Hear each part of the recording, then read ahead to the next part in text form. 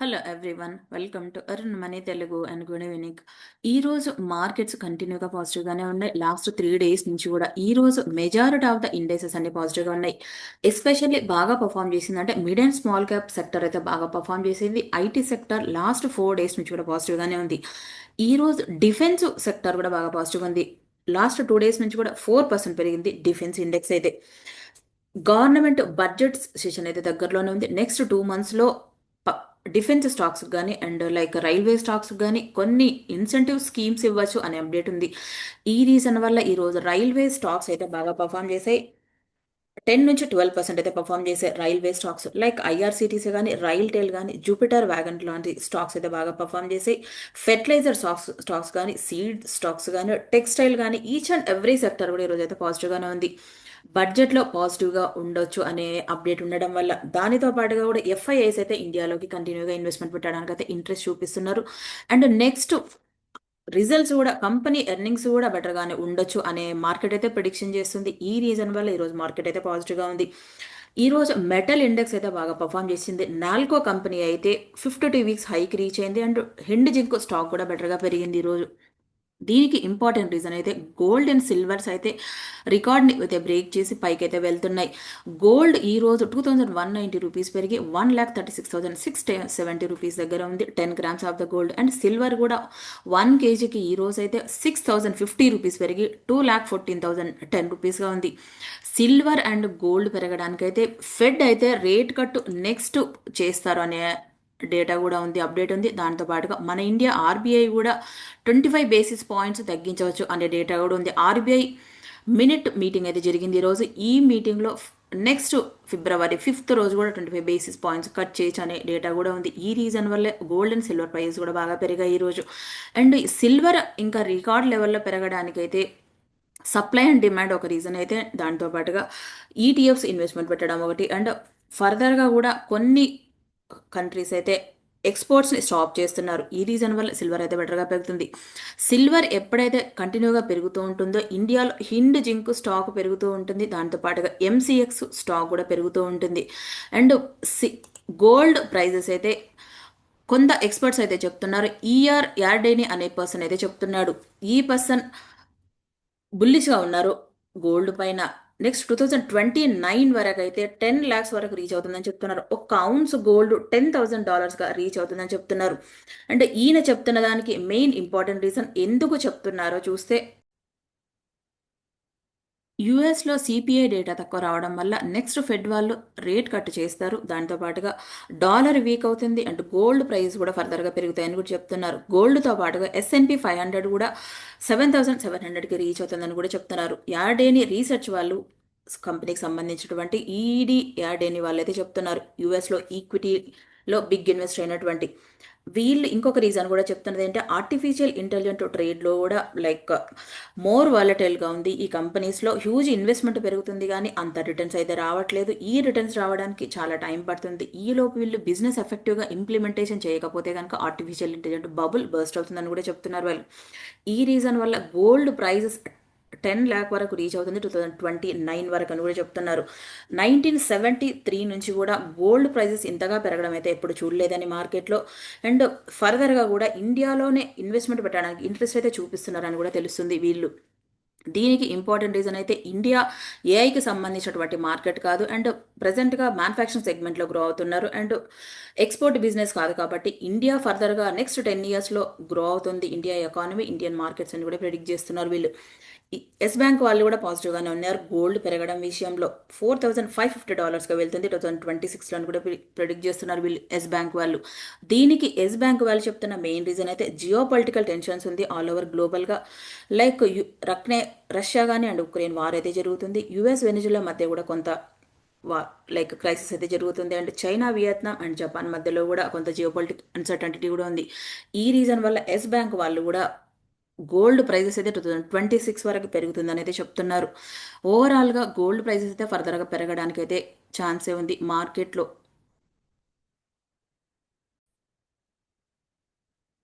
Next all over గ్లోబల్‌గా ఉన్నటువంటి markets ఎలా ఉన్నాయో చూస్తే లాస్ట్ ఫ్రైడే రోజు నాస్డాక్ గాని, ఎస్ఎన్‌పి గాని అయితే పాజిటివ్‌గా ఉన్నాయి. ఈరోజు డౌ ఫ్యూచర్స్ కూడా పాజిటివ్‌గా ఉన్నాయి. దాంతో పాటుగా ఈరోజు ఏషియన్ మార్కెట్స్ అయితే కొంత మిక్స్డ్‌గానే ఉన్నాయని చెప్పొచ్చు. అండ్ ఎస్పెషల్‌గా జపాన్ మార్కెట్స్ అయితే బాగా పాజిటివ్‌గా ఉన్నాయి. యూఎస్ మార్కెట్స్ ఎప్పుడైతే పాజిటివ్‌గా ఉంటాయి, జపాన్ మార్కెట్స్ అప్పుడైతే పాజిటివ్‌గానే ఉంటాయి. జపాన్ మార్కెట్స్ పాజిటివ్‌గా ఉన్నా గూడా జపాన్ కరెన్సీ అయినటువంటి యెన్ అయితే మాత్రం రోజు రోజుకి దాని వాల్యూ అయితే తగ్గిపోతుంది. ఎందుకు తగ్గిపోతుందో మెయిన్ రీజన్ చూస్తే రీసెంట్‌గా జపాన్ వాళ్ళు రేట్ హైక్ చేశారు. రేట్ హైక్ చేయడం వల్ల ఇంతకు ముందైతే ఎవరైతే బాండ్స్‌లో ఇన్వెస్ట్‌మెంట్ పెట్టారో వాళ్ళు ఆ బాండ్స్ నుంచి ఎగ్జిట్ అవుతున్నట్టు. లైక్ డెట్ ఫండ్స్‌లో నుంచి ఎగ్జిట్ అవుతున్నారు. మంచి రిటర్న్స్ రావడం వల్ల. నెక్స్ట్ బ్యాంకు ఎప్పుడు రేట్ పట్టు ఉంటుందో, రేటు పెంచుతుందో వాళ్ళకి నమ్మకం లేకపోవడం వల్ల ఇప్పుడే వాళ్ళైతే దాన్ని క్యాష్ చేసుకుంటున్నారు. ఈ రీజన్ వల్ల జపాన్ కరెన్సీ అయితే డైలీ అయితే తగ్గిపోతా ఉంది. దాని వాల్యూ ఇప్పటికి గూడా. 22 డిసెంబర్ రోజు ఎఫ్ఐఎస్, డిఐఎస్ యాక్టివిటీ ఎలా ఉందో చూస్తే మార్కెట్‌లో ఈ రోజైతే కొంత ప్రాఫిట్ బుకింగ్ జరిగినట్టుగా తెలుస్తుంది మార్కెట్‌లో. ఎఫ్ఐఎస్ -457 క్రోర్‌గా ఉంటే, డిఐఎస్ మాత్రం 4058 క్రోర్‌గా ఉన్నారు. డిఐఎస్ మాత్రం లాస్ట్ 2 మంత్స్ నుంచి కూడా కంటిన్యూగా బయింగ్ సైడే ఉన్నారు ఇండియన్ మార్కెట్‌లో. నెక్స్ట్ అమెరికన్ ఇన్వెస్టర్ అయినటువంటి రే డాలియో గారైతే చెప్తున్నారు. ప్రెజెంట్‌గా మార్కెట్‌లో అయితే ఏఐ బబుల్ ఉంది గానీ, వాల్యుయేషన్ ప్రెజెంట్‌గా యాక్చువల్ వాల్యుయేషన్ కంటే కూడా దాని వాల్యుయేషన్ అయితే చాలా పీక్ వెళ్ళిందని చెప్తున్నారు. ప్రెజెంట్‌గా అయితే మార్కెట్స్ అన్నీ కూడా 1929 కానీ 2000 కానీ 2008 లాంటి సిట్యుయేషన్‌లో ఉన్నాయని చెప్తున్నారు. ఏఐ బబుల్ ఎప్పుడు బర్స్ట్ అవుతుందో తెలీదు. నేను మాత్రం ఇండియాలో ఇన్వెస్ట్‌మెంట్ పెట్టడానికి ఇంట్రెస్ట్ చూపిస్తున్నాను. నెక్స్ట్ 10 ఇయర్స్‌లో ఇండియా బెటర్‌గా గ్రో అవుతుందన్న నమ్మకం నాకుందని కూడా చెప్తున్నారు. ఏఐలో చూస్తే వీళ్ళు ప్రెజెంట్‌గా $100 బిలియన్ వాల్యుయేషన్ ఉంటే దాన్ని $830 బిలియన్ అయితే రీచ్ అయింది. దాన్ని ఓవర్ వాల్యుయేషన్ అవుంది మార్కెట్‌లో అని కూడా చెప్తున్నారు. ఈ రీజన్ వల్ల ఇండియా వైపు అయితే ఇంట్రెస్ట్ చూపిస్తున్నట్టుగా తెలుస్తుంది. అండ్ దీనికి వీళ్ళు చెప్తున్న ఇంపార్టెంట్ రీజన్ అయితే ప్రెజెంట్‌గా మోడీ గారు ఇంప్లిమెంటేషన్ చేస్తున్నటువంటి మేక్ ఇన్ ఇండియా ప్రోగ్రామ్ గాని అంటే 2047 వరకు ఆత్మనిర్భర్ భారత్ అనే ప్రోగ్రామ్ లాంటి సెక్టార్‌లో మ్యానుఫ్యాక్చరింగ్ సెగ్మెంట్‌లో బాగా ఇంపార్టెన్స్ ఇస్తున్నారు.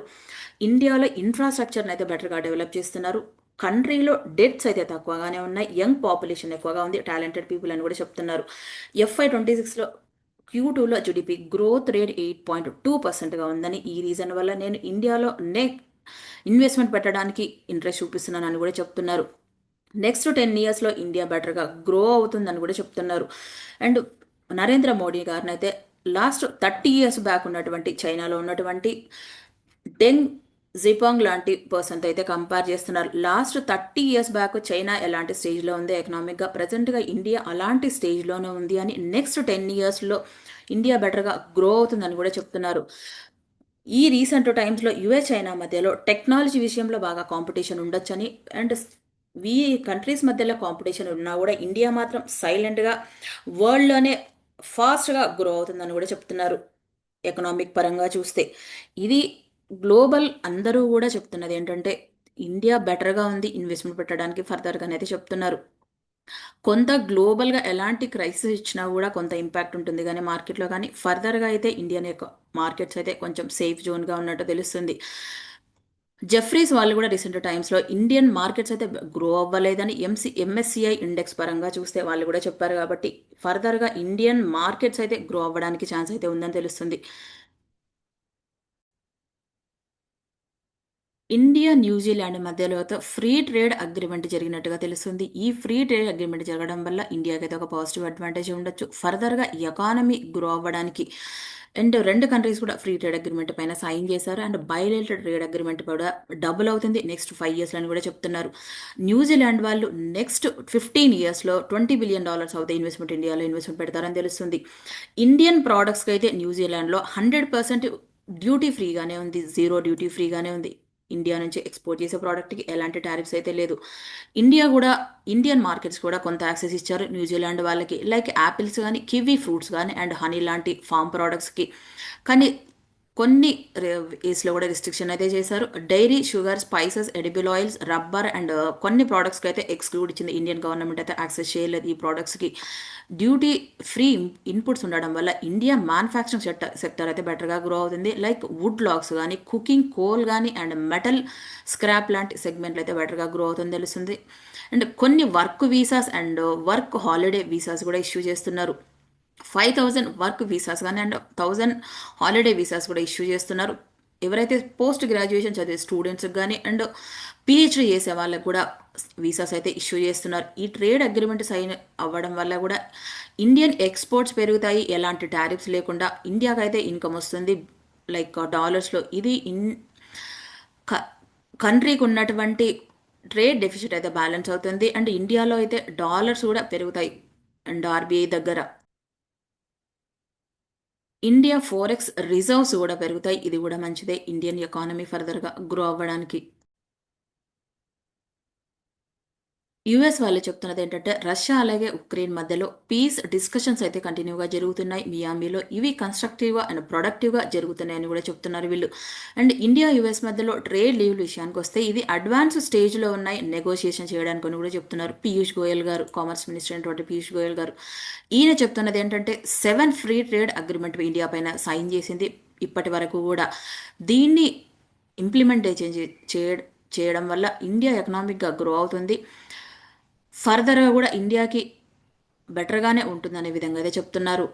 కెనడాతో కూడా ట్రేడ్ డిస్కషన్స్ త్వరలోనే డిస్కషన్ చేయడం స్టార్ట్ చేస్తామని కూడా చెప్తున్నారు పీయూష్ గోయల్ గారు. నెక్స్ట్ బ్యాంక్ ఆఫ్ అమెరికా వాళ్ళైతే ఒక లేటెస్ట్గా ఒక సర్వే కండక్ట్ చేశారు, Asia fund manager survey.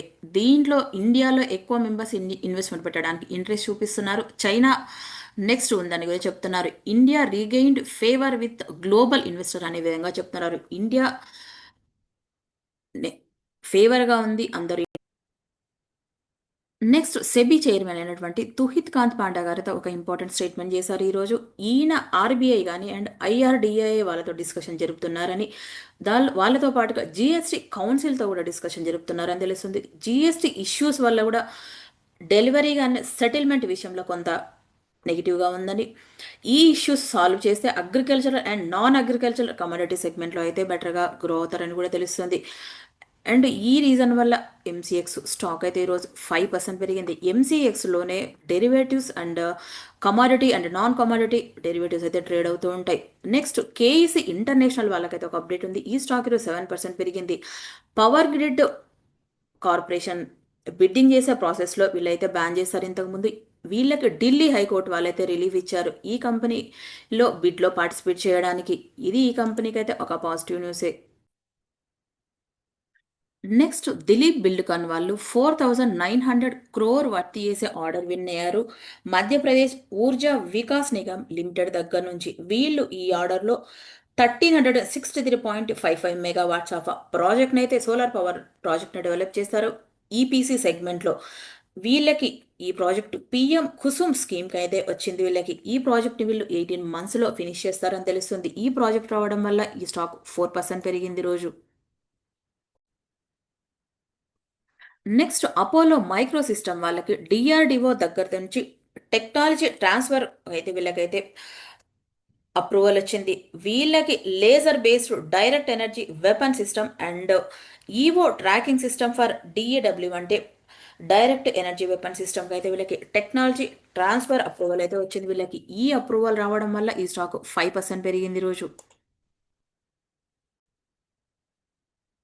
Next Triveni engineering వాళ్ళైతే ఒక ప్రీమియం విస్కీ బ్రాండ్ని అయితే లాంచ్ చేశారు ఢిల్లీలో. Indian made foreign liquor brand అయితే ఇది ఢిల్లీ మార్కెట్లో లాంచ్ చేశారు. ఈ బ్రాండ్ వీళ్ళకి ఫాస్ట్ గ్రోయింగ్ ప్రీమియం జనరేట్ చేస్తుంది అండ్ సూపర్ ప్రీమియం విస్కీ సెగ్మెంట్లో కూడా బెటర్గా గ్రో అవుతుందన్నారు.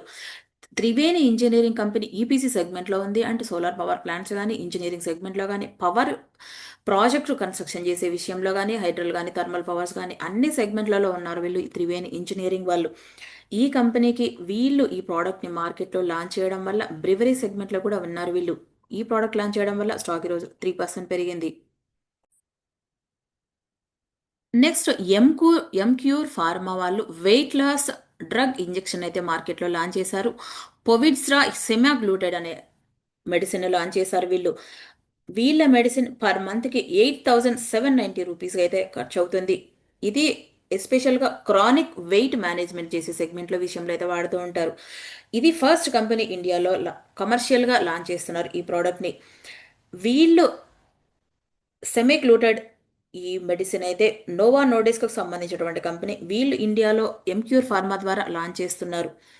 ఈ కంపెనీకి వీళ్ళు లాంచ్ చేయడం వల్ల ఈరోజు స్టాక్ కూడా కొంత పాజిటివ్గానే మూవ్ అయింది రోజు.